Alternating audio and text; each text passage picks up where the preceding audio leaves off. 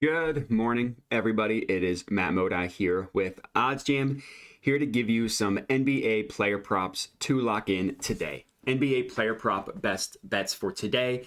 As of right now, I have 4 for you guys to lock in. Let's hope that we can get everything in before the odds change, and let's get right into it. So, of course, using OddsJam, using the positive expected value page for these sharp, profitable NBA player props. Every play that shows up here on the EV page is going to have an edge over the sportsbook that you're placing the bet with. And if you actually want to make money betting on sports, you pretty much it's a must pretty much that you have to have an edge in order to actually make money. Whether that edge is from like doing your own statistical modeling and running your own algorithms and predicting scores essentially better than the sportsbooks, that's definitely an option. It's incredibly difficult to do that and incredibly difficult to be smarter than the sports books when you consider how much money they have thrown in to the sports books and how much money they have to make sure that they update their odds and have the best odds. That's pretty difficult. What OddsJam does, and I think what makes OddsJam such an incredibly valuable tool, is instead of trying to basically be smarter than the sports books, instead what OddsJam does is essentially use the sports books against each other and find one sports book that has some sort of mispriced line. And I'll show you exactly what I am talking about. So the first play that we're going to go ahead and lock in here is this RJ Barrett over 22.5 points. This is at plus 120 odds at Bet365. Whenever you're positive EV betting, whatever play is bolded with the rectangle around it, that is the play that you are going to bet, essentially. That is the positive expected value play. You just look for bold, look for the rectangle around it. So what you need to understand about why these plays are profitable, everything is derived from these no vig odds that you see here. So these odds are priced at, the no vig odds you see here are priced at plus 113. So what does that mean? I can get into, and it's where the edge and everything kind of comes from. So you see the screen here, right? Plus 120 is on one side, all the way down to looks like minus 105. You can ignore Underdog and Prize Picks because they are daily fantasy sports companies. They have the same odds for every play. So odds range from plus 120 to minus 105. For the same exact play, it's a matter of like 25-cent difference, $25 difference if you're actually betting $100 on these two, between these two books. So with that in mind, one of them has to be right and one of them has to be wrong, or they're both wrong and the truth is somewhere in the middle. But regardless, they both can't be the accurate representation of this RJ Barrett over 22.5 points, right? It doesn't make sense. They can't be that far apart and both be correct. So with that thought in mind, some sportsbooks are consistently better than others at pricing odds. And that's exactly what OddsJam, what pulls into these no vig odds here. Their lines are pulled from the sharpest sportsbooks in the world. So OddsJam tested previous betting opportunities to use that historical data to show them, okay, what sportsbooks consistently do the best job at pricing odds. And then we're going to use those sportsbooks, take odds from them, use them to essentially set the market. And for current betting opportunities that you can actually lock in right now, use basically whenever you can get better odds from those sportsbooks is going to be profitable.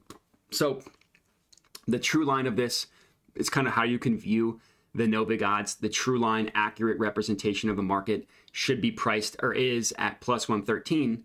We're getting it all the way up at plus 120. So there's a gap between these two numbers, and that's where your profitability comes from. And then what you want to do, you want to look and just compare the odds of the bet you're placing to the rest of the sports books. Make sure that you are placing a true outlier compared to every other book. Starting with Pinnacle, which is the sharpest, plus 102, that's a good sign. BetOnline, another sharp sports book, plus 104, that's a good sign. That's 2 for 2. Then DraftKings is also pretty sharp when it comes to player props. They're at minus 105. So from the 3 sharp sports books, clearly an outlier when you compare to the Bet365 line. Also an outlier when you just compare the rest of the betting markets as well. The closest book here is Fox Bet at plus 110, but we see like everywhere else, plus 106, plus 104, down to minus 105. So all in all, getting a really good price on this RJ Barrett over 22.5 points. So this is play number 1. Play number 2, we're looking at RJ Barrett. So we're betting on him to score over 22.5 points, but we're betting on him to do it by making one or fewer 3-pointers. So the next play is RJ Barrett under 1.5 made 3-pointers, plus 150 odds at BetRivers.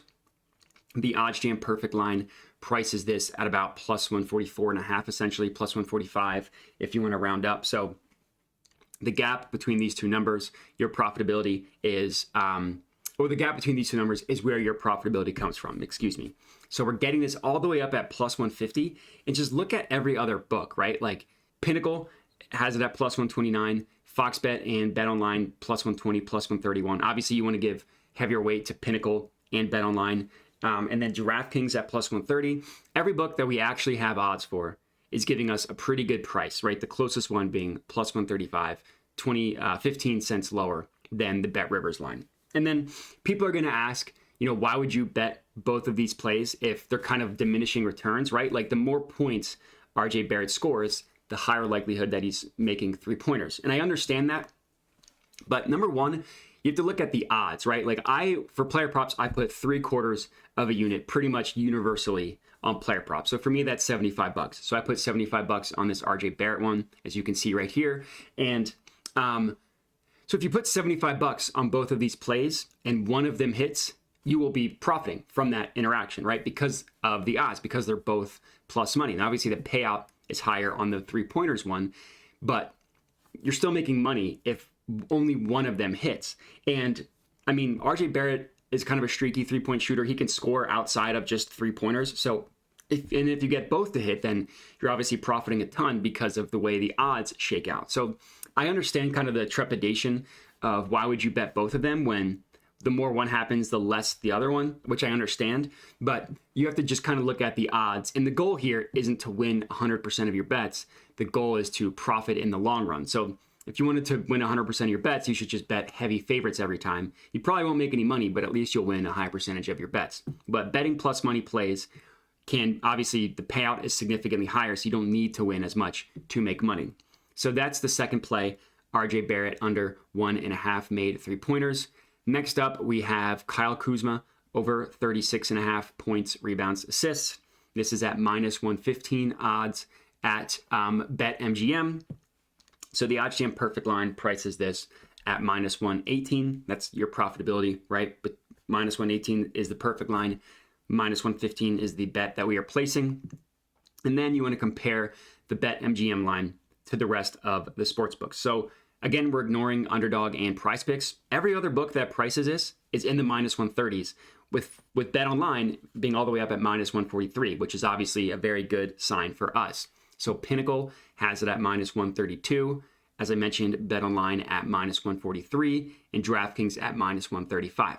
Now, I do get some questions about why does it matter if we're betting on an outlier? Why is that important? And you kind of have to think about it just from there's a couple different ways to think about it. Number one, just from the logical standpoint. If every other book is charging more money for this play, except for the one that you are placing, as another way to think about it, BetMGM has the cheapest price on Kyle Kuzma to go over 36.5 points. If every other sportsbook is universally aligned that it should be more expensive than what BetMGM is giving us, that's a good sign for us. And that's a good sign that BetMGM just has this mispriced.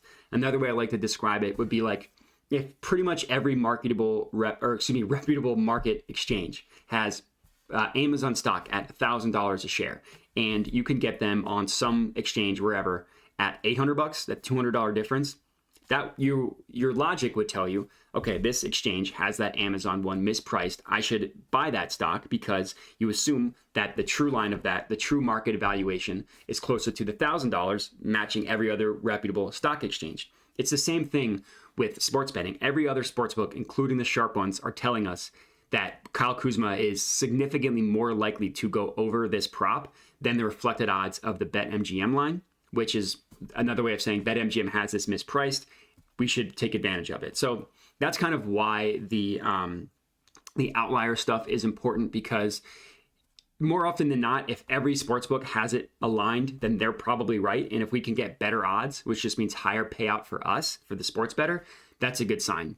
So hopefully that made sense. Play number 3 Kyle Kuzma over 36.5 points, rebounds, assists. Next up, and the last play of this video, is Monte Morris under 4.5 assists, plus 120 odds at PointsBet. OddsJam perfect line, pricing this at about plus 117.5. And again, look at every other sportsbook. No other sportsbook, looks like the closest one is at plus 106. We see Pinnacle at plus 104, BetOnline also at plus 104, DraftKings at plus 105, and pretty much universally across the board between minus 103 up to plus 106. No book has it closer than plus 106, which again is a sign that this Monte Morris one is a really, really good play. So this is my fourth and final pick for this video. If you guys are tailing these four, comment and let me know. Would love to hear it. Other than that, please remember to like the video, subscribe to the OddsJam YouTube channel, helps me out a ton. Then if you want to find me, you can on Twitter at my handle you see on the screen here, Jedi Modi, or on the Pickett app, which is very, very betting specific, syncs directly with your sportsbooks, no fudging what you're locking in, at OddsJam_Matt. But for this video, that's all I got. Appreciate everybody watching and have a good one.